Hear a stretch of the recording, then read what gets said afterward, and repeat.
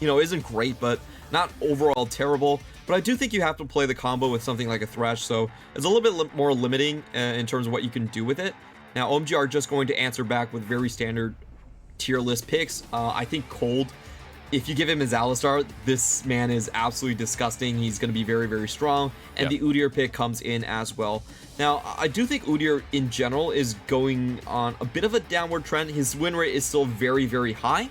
But you do see that the way he plays is skirmish early game, and he does want to take away farms from the enemy team. You don't really get that much out of the experience. And on 11.5, the nerfs to Phoenix are actually felt a lot more, especially in the early game. And now WE, wow, this is gonna be fun. We are gonna get the Jinx plus Thresh matchup.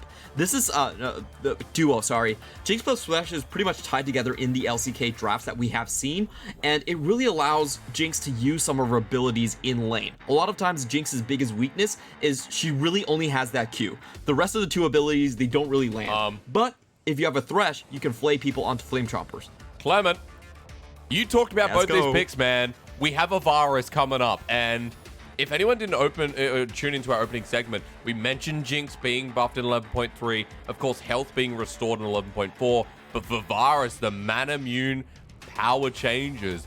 Varus looking real good in solo queue, and here's not our first one in the LPL, but our first one on 11.5. You now get 2.7 of your max mana per spell cast that hits people, and Varus costs a lot. You're gonna get 3 procs from QE, R, and then also it has your auto attacks also just do actually on everything you just get +6 bonus AD as well. So it's a massive buff for Varus just from Mura mana, and then his Q also got an execution buff. The Q execution buff, I think a lot of people are sleeping on. It's a 60% buff compared to what it used to be. So that's actually incredibly massive, and I want to see how this lane actually plays out. I do think Varus should be favored in the Jinx lane for the early game. And OMG, once again, I love this from their draft. They're targeting out Shanks, and they take away the Azir plus Cassiopeia. Once again, Shanks cannot play his usual control mages. That's right, control being the key word. I mean, Shanks off of some of his favorites, and the fact is, good scaling elements to pilot alongside. Wuming might just go ahead and put the, I guess, the spanner back down, right? We saw the Zoe versus LeBlanc from the other end. Let's see if Shanks is willing to play something that can duel, or if he just puts back to, I guess, something that's a bit more passive. He could just go for the Victor. That's a very safe champion here. But it does lose priority against the Zoe. Oh, we forgot this. Ryze? Everfrost bans, remember, buffs, remember? Everfrost on Ryze, one of the key users. We're going to see that here from Shanks. A lot of clearing coming through. There's actually a lot of wave clear in this comp already, Clement. And from mid to AD carry, scaling already good too. I do like the Ryze pick here a lot. It's an alternative win condition in the late game. You have 1-3-1 coming out from WE, and you have a defensive support. Usually what we're missing in the meta right now is people don't draft that many defensive supports, making 1-3-1 rather difficult to play. But they have the comp this time around. We're just going to see how Shanks actually does in a side lane. Not his typical position. Haven't really seen him do well into it. And please give it to me. New on the Jax. Hey. This is super interesting. Jax got a huge buff this patch. We didn't think it would be relevant, but his AD growth went up by 0.9 per level. So that means in late game, yeah, it actually offsets all of the nerfs to Trinity Force, and he still gets that attack speed going in. Dude, game 1 was like, it's still 11.3. Game 2 is a complete flip of like, these picks are like, welcome to 11.5, baby. It's up to you, Clement. Start running me through these drafts, because I want to talk about WE first. You have a lot of scaling. You have a lot of side laning to play through with this comp as well. WE are going for 1-3-1 in the late game. Again, I think this is a rather slow composition. You're not going to expect a lot of early action. And if you look at their matchups, there's a lot of matchups that are not traditionally great into their opponents. Varus should be able to take out Jinx in the laning phase. He does have better clear with that piercing arrow.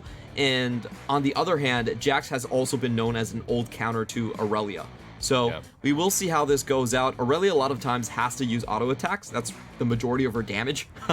So if that does not go well into Counter-Strike, So it's interesting to see. I think this is a draft that, if you just look at it solely from the blue side, it looks great. It's like, oh, you got scaling, you got 1-3-1, you got all these different win conditions. And then you look at the actual matchups, and that's where it becomes really hard. I actually think OMG have a very decent chance of just overrunning WE in the late game and not even having to worry about split push. Well, even with things like the Jinx they're going up against, even with the scaling we see from WE, you look at OMG still with the way their comp's set up and think they can match late game. Late game for me is a bit tricky. I would give late game, I do think W have the better late game composition. Just with Ryze, Realmorph, there's a lot more you can do. Hecarim's always a great engage, and if you have a great engage like Hecarim that provides you with Unstoppable, it's very difficult for these poke compositions to actually disengage. I don't think that's the viable strategy in the late game, even with the Alistar, but they might not have to play late game. Last game was less than 30. That's true, and hey, you got a Varus. You talked about poke. That's a key word I see here for OMG. Ladies and gentlemen, picks are completely different. If anyone's watching the LCK, tell them to put themselves in the bin and get over here. Because we have a Ryze, a Jinx, there's Irelia top, Jax is back, there's a Varus for God's sake. Dude, League was getting a little bit stale, let's be quite honest. When we've seen 11.3 so many times, we're like, oh my god, it's a Hecarim this time. Exciting. Like now we're like, nah man, dude, there's a Jinx again. We've got a Jinx Thresh bottom lane. We've got a poke lane here from Eric and Cold. Clement, I want to start dissecting this as we go through, as almost trading there from Wuming. We're going to talk about rune choices coming in. Everything pretty standard, but note that we mentioned the Varus on 11.5 and what it's going to be, which is Eric with Comet. We have a poke Varus who we're expecting to see the Manamune from. Yeah, this is definitely going to build coming out from him. We have been seeing mainly Duskblade of Drakthar first item. You get that extra ability haste, and with the Boots of Lucidity, it gives you massive amounts of cooldown. You can just keep on spamming your Q, and it also really helps with the W as well. The W cooldown is actually static 40 seconds, so any cooldown you can get onto it really helps out. It's a bit surprising in the trade as we see Jiumeng just being able to utilize the advantage of Thresh level 1 to get the shove in, but this in the later levels should still favor Varus a little bit. Yeah, when we get towards that level 3, right, when he has the W to add on to Q as well, let's not forget, we talked about the buffs there, especially when you're talking percentages, you're going to expect towards mid-game as well, at the very least, as Aki moving towards the mid lane. Shanks is too. Wuming is as well. Flash available. Shanks might have to burn it. Aki first, though, as the Trouble Bubble connects to Paddlestar. Flushed away in the end by Shanks. Beishang on the back end as well. This horse, of course, wants to get involved, and Wuming just survives. Holding onto his flash while Breathe is here. Irelia with the flawless duet. Where did he come from? He'll get stunned down, but Breathe flashes. He wants the reset, and he finds it. Irelia for first blood in this game. Yeah, really well done by Breathe to roam down there and just cut off Aki's pathing there. In the bot lane, we're not done because Ignite's going down. Cold getting low. This is a Jinx who's about to go into Q. One more auto attack will do it, and Jiumeng gets a kill while Eric is trying to chase. The Hail of Arrows doesn't work out. Jiumeng's at max stacks on Q as well. Gets the zap down, wants to get the other kill, but the flash away from Eric will keep him alive. And WE this early game is all about them. Absolute disaster from the bot lane. What a great death sentence coming out from Missing. Goes through the minion wave onto Cold, and then he finds the double flay to finish things off. Really well done in that trade. Also just talking about like what happened in the mid lane. I felt like New played very passive against You don't get time, Clement. You don't get time, and you know that, brother. Shanks is level 4, doing a bit of damage to Aki. They've actually turned it around. OMG getting low, but they bring in Cold, who's only level 2. Dude, this Alistar is level 2, but at least changed the tides of what could have been a pick onto Aki. OMG were going in pretty hard on that one, betting that the damage could come out. But this is why Udyr has lost a lot of power in the early game. That tone down onto Phoenix really hurt him. And let's watch this trade again. Aki actually goes the wrong way for a little bit. They trade flashes here, and just pay attention to Breathe. He's been roaming down since this gank started, and really smart by him. He gets the flawless duet first. That means reset onto Blade Surge, and he's just able to chase up with a lot of ease there. Of course, getting the mark does get him the reset on Q, and he's able to walk out with the minions. Yeah, just kite it back as well. The first kill of the game went over to the Irelia, who up in the top lane, you know, we didn't get a chance to talk about this closer, Clement, but we don't get to because WE is setting up in the bottom lane. Death Sentence connects as well. Zap on top, and suddenly Beishang picks up his first kill of the game. WE, they're pissed off after game number 1. They do not want to be the team known to falling down to OMG. So far, OMG has only been able to beat other teams of the same class. They've taken down Rogue Warriors a little bit earlier, and I believe TT, but a team like WE should not be losing to OMG, and they're out here to prove it. They are. 3-0 to start us off. Look at the gold lead at the top of your screen, ladies and gentlemen. I apologize for your lovely ears for swearing. This is not a place for it, and I know that we have a family viewing experience, so I'll try to refrain in future. But we have so many exciting lanes to look at, and it's so hard for you to get a time to talk in, as we've already seen a lot of explosions happening in this early game. But I want to go back to the top lane, Clement, where we saw Breathe getting first blood, making that early roam. He was able to pick up a Vampiric Scepter, and we're still expecting Blade of the Ruined King as the first item on Irelia, like we've seen in the earlier patches. But I want to talk about the matchup and what you can expect now that they're getting close to hitting 6. Yeah, so in this matchup, typically Irelia is rather powerful early levels because she can get multiple Blade Surges into Conqueror stacks with Ionian Fervor. Very powerful trading potential. New basically gave up the entire first wave. New was like, you know what? My jungle is pathing towards the top side. I'm going to wait around. And that allowed Breathe to roam. And New's now moving as well, but he's not moving in the right direction. Shanks picks up the kill, and I think he was coming down for Scuttle, Clement, but unfortunately, mid was not on the map. Yeah, that was a bit of a greedy play from New. If your jungle and mid are trying to start this Drake, you really can't expect to just take Scuttle unharassed.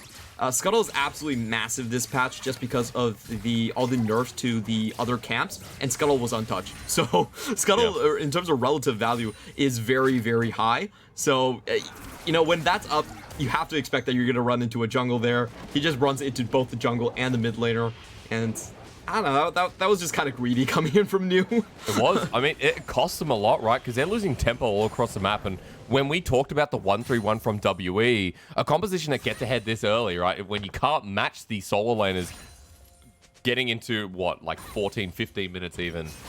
Maybe I should be more specific and say, as we get towards the mid game, is going to be a really big issue for OMG. A kill goes over a piece, and you can see already starting to stack up that tier for someone like Shanks. We are expecting more components onto the Blade of the Ruined King from Breathe on his first back. And even in the bottom lane, Berserker Greaves picked up while OMG are trying to make a play towards Shanks. Realm Warp used. There's a lot of CC, though. He can't walk back on in. He didn't have the flash, and now Shanks will pay with his life. Yeah, that was a great gank coming in from the side wave. I'm not sure about Shanks' idea of trying to stand in the Realm Warp. That was never going to work, given that there's Bear Stance and WQ combo that can stop the channel. So, it was kind of a weird play from Shanks. I felt like the correct play was definitely to try and flash away from it, but he went for the Realm Warp play, and that just... Didn't have flash available, though, Clement. Was about okay. Yeah, it was 2 seconds off, so really good timing coming in from W. I thought the flash might have been up, but this is just 2 seconds off away from him getting that. That's what you call a perfect timer from OMG, right? Yeah. Like hitting it to a T, and a good punishment for what has been a punishment of an early game for them. We come back to live, and WE are hitting away at the Rift Herald, and this is great setup, right? Again, Beishang in a commanding position. The Hecarim we talked about has so far been a really good answer to something like an Udyr, and Beishang already a level up in this deprived jungle experience environment with 20 CS to his name over Arky. He's just farming up a Storm at this point, and this is what we've been talking about the lanes. If a jungler can actually snowball off the lanes, then it's actually a lot more worthwhile compared to counter jungling. If you're thinking about counter jungling on this patch, your levels are actually lower than before compared to every other single lane, so it's a lot more dangerous, and the rewards are lower as well. So I think we will see a lot of jungles, when they have advantages, they will go for laning pressure more than other than trying to counter. What was your big brain telling me before we came in, that it's an extra camp just to hit 6 now? Was that the experience difference? Yeah, it used to be 48 CS, so what it meant was that you have 2 full clears and 2 scuttles. That will take you to level 6 to unleash your ultimates, and that was really good for things like Skarner or for Hecarim because they have big level 6 ultimates. And now it's a little bit slower. There's an extra camp you have to take, and a lot of times that camp is going to be cross-map. So what it means is that after your full clear, a lot of times actually going for a gank is not going to be punished by the opponent team. Like, it's not going to be matched by an opponent ultimate. Ooh, okay, goodbye, Missing. Well, Missing's dead. There you go. There's the start of the burst we expected from Eric. And remember, this is a lot of pokers in the top lane. Meanwhile, I'm not sure it was Vanguard's Edge used. I'm at 144p. Nope. Breathe still has his ultimate, but New has used his. Yeah, that was just a damage test coming in from Breathe, and looks like he was able to win that one. In the meantime, OMG are sitting on quite a big power spike. The serrated Dirk has finally come through. As in goes teleport's Beishang. coming through as well. Super Mega Death Rocket flies through. Dragon stolen by Beishang, but now for the rest of the fight, OMG, yeah, put the ping up, but Aki still lost quite a lot as OMG have to kite back. They give over the objective, and now Breathe is coming in. New still has his teleport, though, so I don't think they can go all in onto the bot lane tower. We'll see. At the very least, Eric misses the poke. Breathe is level 8 here with the Vanguard's Edge still available. Herald placed down, and this is going to be a lot of gold share between Jiumeng and this top laner. Breathe backing lane, which I think is the right choice, so that it does go to more core carries, as you can see here. First turret blood. Will it be responded up in that top lane? Methinks not, as Jack's only able to get one turret play. Really far off from that trade. You don't really want a full extend trade against someone like Jinx, who actually gets extra attack speed after killing towers. Yeah. She has that sort of Tristana effect as well, but now Shanks is walking into an ambush. He is walking into a Jax. Luckily, gets phase rush and walks away. Maybe just a little bit confident there, as Aki's going to run at him as well. Realm Warp is available with the flash too. Shanks might have to burn it to survive against the turret. Aki almost goes down, but Shanks survives again, burning his summoner. Yep, no super mega death rocket just now, but you know, I don't think junglers actually know the timers, so he's not going to risk that one. Sure. He's going to run away as soon as possible. And now the question really is for OMG, can they actually find poke anytime soon? Because what it looks like right now is the side lanes, they're very far ahead of their opponents. Breathe got a bit of turret plating in the bot side with the Herald. He's up 600 gold compared to the Jax. I don't think that side lane split push is going to go into Jax's favor right now. I still think Jax has better scaling and just a better kit against Irelia, so we should expect that in the late game. But for now, Irelia with the Blade of the Ruin King definitely reigns supreme in side lanes. And let's also remember that both these top laners have... Oh, Breathe is dead. Okay. Not sure what happened, but yeah, our observer didn't expect that one, that's for sure. Did Wuming just solo kill him? Yes, he did. Oh my god. Zoe XD. Let's have a look at what happened. We'll get a replay in a second, because that was Blade of the Ruin King Irelia versus a non-completed item from Zoe. He took half his HP in the previous trade, so he was definitely within burst range. I just didn't expect him to still stay around and take it. Have a look. Yeah, half health. And we'll see, because Wuming... Oh no. Oh no. Clement, he walked into that one. Let's be quite honest. He definitely wanted to gap close. But he kind of like, it's like seeing a bus on the street and thinking, do I run into that? And his answer that time was yes, as WA trying to make a play at the top side of the map to get something back after what we just saw. Well, if he's running into a base like a bus like that, I hope he gets back to his base on time. I mean, if you want to take the public transit system, that's not a terrible idea. Right. As we go back into OMG's top side. I do want to see how this actually works out for this. OMG are trying to funnel everything into New at this point. They know that this matchup is still beneficial for Jax, and their bottom lane at this point is rather far behind, 20 plus CS down. So they are just going to try and turbo farm up New into a 4-1. As a dive in the mid lane, meanwhile, Wuming goes golden. You can see Beishang wanted something. They will get the turret plating because of it, but Wuming, really nice job on the stopwatch, keeps him alive. Yeah, and they don't actually get the full tower here. A good idea to just pressure into the bot side. Shake still has Realm Warp, and they have to respect that. So they're not going to continue this push. For now, I do want to see Wuming start roaming around the map. I think he's fed enough to the point that he can find picks. Chains of Corruption used. Missing flashes over the wall. They knew he was alone as soon as Missing put down the Dark Passage for himself as, yep, this keeps happening in the mid lane. Clement, I know you're not really getting a chance to talk here. Continue on with your point, sir. Thank you so much for finding time in these hectic moments. But right now on the map, OMG's biggest win conditions is Wuming. Wuming has been known to be a Zoe main. This is his best champion. It's always banned against OMG. It's very, very rare to see this coming out. And with a 2-0-1 lead, this basically means that he can put pressure into mid lane while helping his side lanes at the same time. So they should be looking to just fill in for picks right here, and then going into the bottom side. Watch for Wuming, trying to line up Beishang while Herald's at 2k. Zap's going to come through soon as well. It is taken by Arky, but can they get towards the pit? It's cold. Gets a two-man engage, but remember, you want to see the poke come out as New is onto the wing. Disengaged from Jiumeng and missing. For OMG, they've separated them as Shanks only managed to get out alive. But the CC again, cold flies through, and the range is flying down the range itself. Double kill over to Wuming. And just like a gun, there was shot to the head. That was absolute disaster for W. I didn't think that they would take that full on with Breathe not being on the scene. He had no teleport from the bottom side, and W just overstayed their welcome. They were like, you know, we can stay here, we can try to harass, but OMG had the extra TP. It was a 5v4, they cut off the ramp, and everyone fell. Well, cold on Alistar, right? Again. If you give him this pick, he will show us why he's been on this roster for 6 years. And even though OMG have not been successful in this split against WE, they've brought this game back. Gold might not be in their favor, but these fights certainly are. As we watch again, it was the Herald, the fight that WE were willing to take.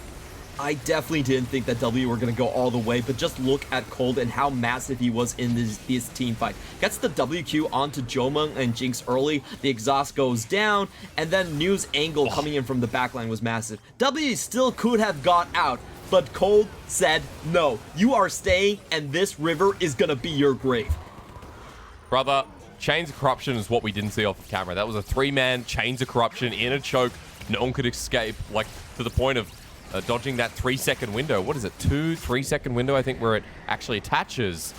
And now for OMG, after the play, they have the Herald. They're pushing up mid. Chains Corruption used again. Trouble from downtown. Puts him in a bit of trouble as Wuming doesn't care that Beishang's there. He'll steal the flash. They'll get the mid lane turret.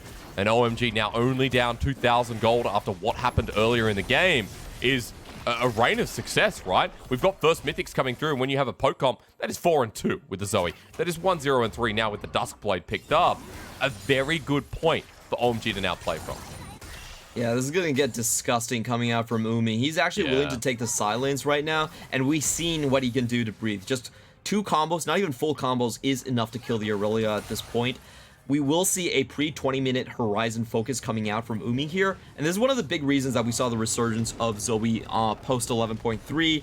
The extra damage that you get on the item actually makes it quite worthwhile, and there's not a lot of good punish from WE. If WE want to try and do something about Wuming, they pretty much have to full engage. Onslaught of Shadow has to go in and try to catch out her reposition back onto the portal jump, and that's a commitment that I think, unless Wuming is completely unbacked by the rest of his team, is almost never going to happen. So let's talk a little bit about WE and how they bring this game back to fruition, right? Because you talked about the late game scaling, and it does feel like they have to slow the pace down and, you know, use the dragons they've already picked up to maybe just farm up, delay, and stop giving OMG advantages. So the weirdest thing about this current comp for me is that they don't actually have any side lane pressure. We talked about it earlier that, hey, there's still a bit of a gold lead. Used to be a bit of a gold lead on Breathe. It's not even there anymore. New actually just overtook that with the last team fight. And I don't think Ryze can actually match up against Wuming in the side lanes currently, not with this gold differential. So W are stuck in a bit of a difficult place. I think what they're scaling for right now is actually not their side lanes, but for Jinx. Mainly, they just want to hope that Jiumeng does pack enough damage, and they can just stack armor onto Beishang.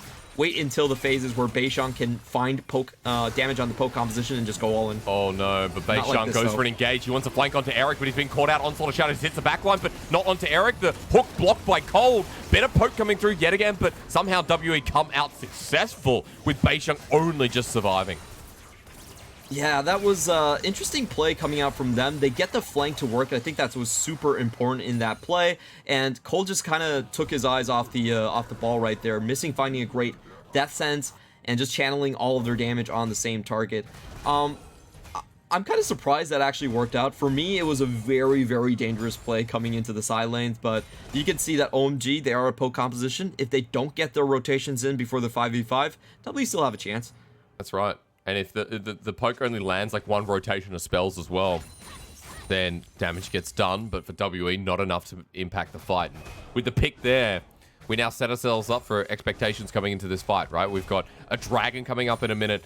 For OMG, definitely want to start getting these on the board because you do not want to give an Ocean Soul away to the comp that you said is going to be waiting for this Jinx to become more and more relevant, especially with side lanes. As Nuke's going up for the turret. He wanted to take down the turret, but maybe it was a ruse. Going into the ulti, Breathe going to reset off of the minions, and he is dead. Troll Bubble doesn't land, and Wuming trying to recover as Aki dodges the hook in the death sentence. Meanwhile, we're going widescreen here, ladies and gentlemen, as WE were looking for the bounce back onto OMG. Teleport burn in the bottom lane. Meanwhile, because Shanks was just pushing away. It's a bit of miscoordination coming out from OMG. I think they actually had the right idea, but the timing was just off. If he went in a little bit later, he would have had the help from the rest of the team. Instead, they have to burn summoners to actually defend against the bottom wave in the same time. So it's a bit of a waste for OMG. What I think they should be doing right now is actually embracing the mid lane poke, because this is not actually a poke board that's bad for them. If you look at Jiumeng right now, he doesn't have any sustained items. He will die actually quite easily if he gets tagged by this Varus. So I'm actually totally welcoming a poke war if I'm OMG. All I need to be aware of is just not to let Death Sentence land on anyone else than Alistar, and just make sure that I don't go too far in front of the tower. This is WE trying to set up for the Drake, but I think it's actually quite punishable. Realm Warp, where are they going? The observers, Kerfuzzled. They're going to the Baron. It was sneaky, but that's not going to work. A good ward. Okay, clever. You know, you gotta ruin the fun, but you're right. It doesn't work out. At the end of the day, WE force and OMG like, okay, we see you. We're going to take Dragon, and now they're waiting to play on the lack of vision. Yeah, this is WE just trying to get a lucky pick here. That poke comes through yet again, but a two-man flawless duet into the backline. The engage, the gap close onto OMG. Breathe has set this one up as New is stunned in place. Taken out poke again, but Breathe survives. It's only Beishang who dies in the end. Versus 2 on OMG. We continue with the Monka W situation. Just about who lands the skill shots. And that time around, it was WE. True. Wuming still had a lot of damage left in his kit. I was surprised he didn't try to go for a little bit more right here, and in he goes. Yeah, versus 2 though. Can he survive over the wall? There's the Blade Call, or rather the ultimate put down. Vanguard's Edge used to disengage. Wuming does not land the paddle star, which could have made a difference. Now after that, I mean, WE is straight on top of the Baron. Look, Aki reset here, Clement, and WE taking this down fast. Yeah, but this is against the poke composition, so even if they don't land the steal onto Baron, they could very well take the members so low that there is no retreat. But can they find the fight? Chains of Corruption coming through, Clement. 2k. Aki over the wall. Doesn't have flash available. It's taken. Baron over to WE. Now they want to get out, and New can't do a damn thing. Baron goes down, and OMG have to watch. OMG definitely could have played that out a lot stronger. They missed Paddle Star plus the piercing arrow to come out from both of their poke champions. Yep. And that was a bit of a waste, honestly. That was super risky from WE. They definitely could have stayed them. We saw the Chains of Corruption coming out, but unfortunately unable to actually either pick off the carries or just seal the Baron outright. This game feels like 2 steps forward and 2 steps back, right? Like, from what we've seen, WE, you know, getting caught out before, we saw OMG utilizing the poke that we've talked about so heavily, but one macro play, one play where WE pulled the trigger, and suddenly we're back to where we started. A bit of disappointing play coming out from OMG. Definitely could have done better in that one. Just a little bit unfortunate, and unable to land the skill shots. And this is something about poke comps that I think people sometimes forget about. You don't always land a poke. That's the kind of a risk inherent to these compositions. And I feel like OMG can actually chance for these pokes just a little bit more. A lot of times WE are actually just presenting themselves in front of you, and you just have to find your mark. That's all. Right. Someone comes to meet you, you meet them at the door. And OMG missing this poke, as you can see there, hurting them a lot. WE now with the Baron buff. Look at this push. You have a Jinx with 2.5 items, as the dive is a very real possibility. Goodbye to Eric. Yet again, WE making it work as the Vanguard's Edge flies out. Beishang survives. And Wuming off of the side now has to get the hell out of there. He's over the wall, but Real Flash might have to be burned. He knows it. And WE threaten. Beautiful collapse coming in from W. They use the Realm Orb into the back of tower, And very surprising, OMG actually showed their jungler and their side lane. New doesn't have a teleport, he's showing top side, and that's just an open invitation for WE. I'm so surprised that OMG actually just chose to show their side lanes like that.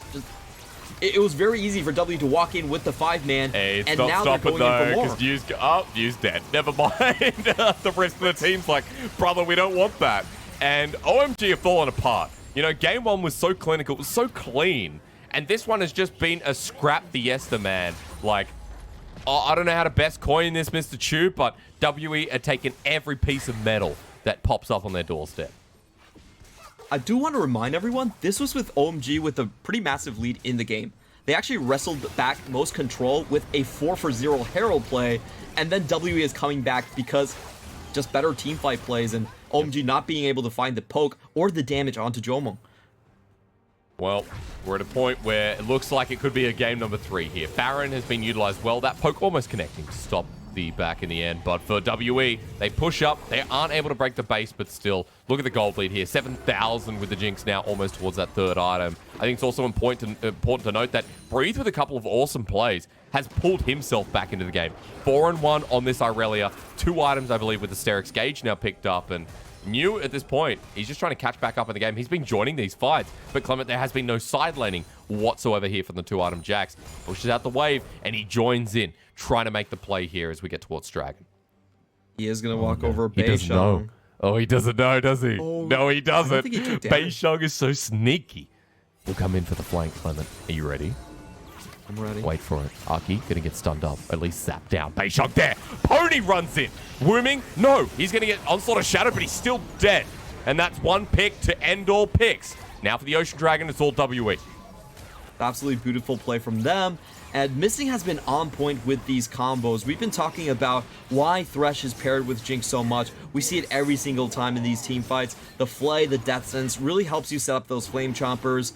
And WE are the ones with massive engage. It's really smart how they're using all of their tools. OMG, as we talked about, this comp doesn't scale as well.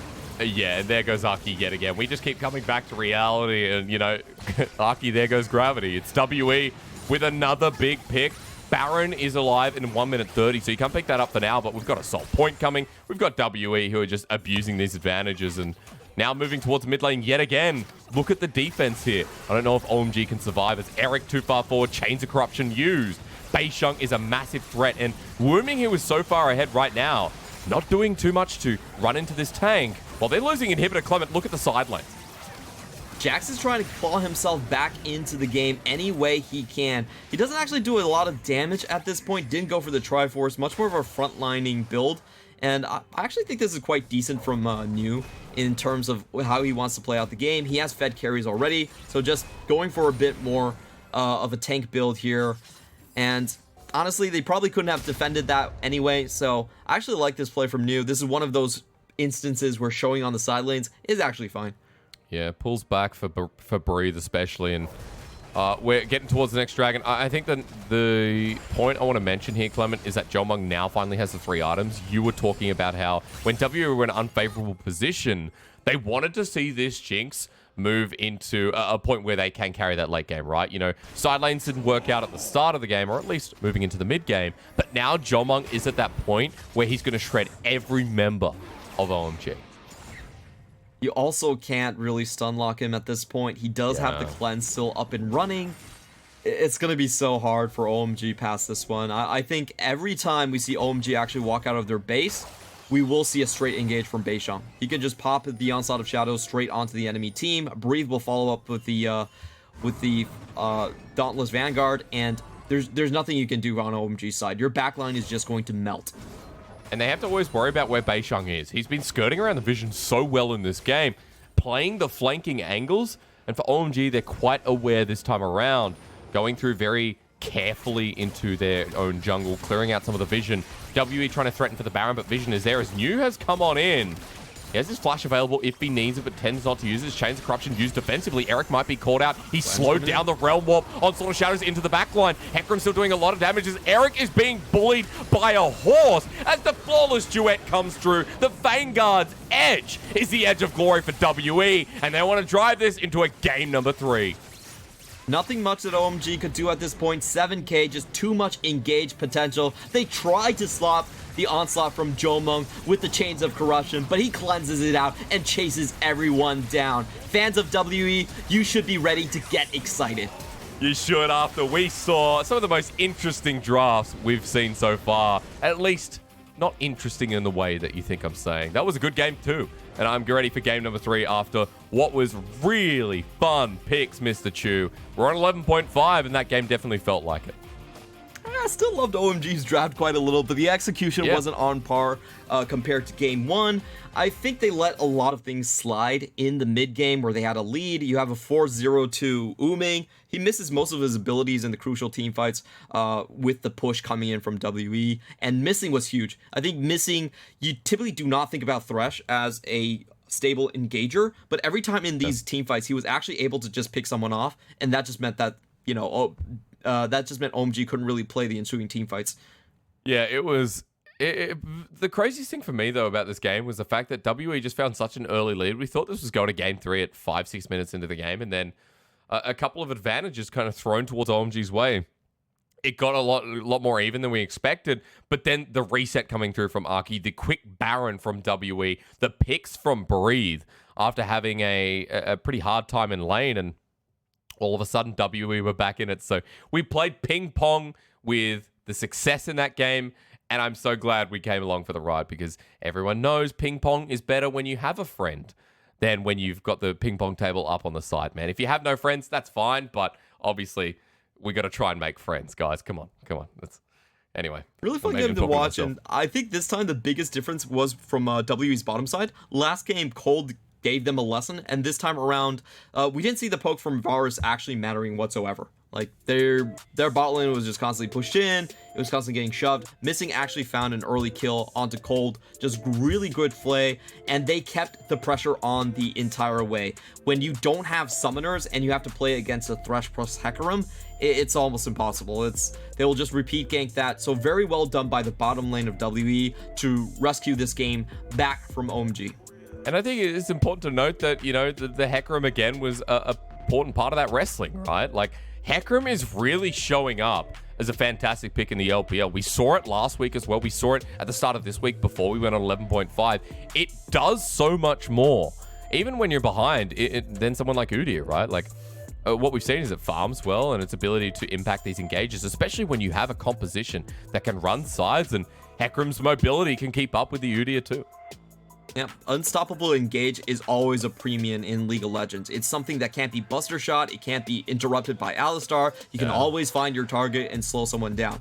So that's what Hecarim provides you. I think he is the jungle of the patch. I think Hecarim and Nidalee are kind of the two junglers that show up on different sides. One that just farms up until the later game. He doesn't really care about the deficit because he has this super low econ build with Turbo Chem Tank. The other hand, Nidalee is going to be another shining point, because she's just like, I can go into the early ganks and I lose less out of it. So those are the two picks I think we have to watch.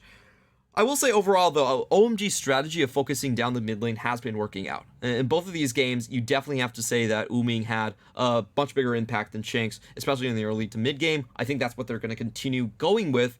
However, the bottom side draft probably will decide how the series goes in the end. At the very least, I just hope that draft is as exciting as it was in game number 2, man. I was so sick of these standard compositions. Corki versus Zir. Our chat doesn't want to go to sleep. This is the LPL. Want to see things like Zoe versus LeBlanc again. Want to see the Ryze coming through with Everfrost. I know we didn't get a chance to talk about, but the game was so back and forth, Clement. Ping pong with friends. That was the theme of game 2. And as we go to a break, ladies and gentlemen, if you need a ping pong partner, Clement, Chu, and I are here for you, so don't worry. Game 3 coming up.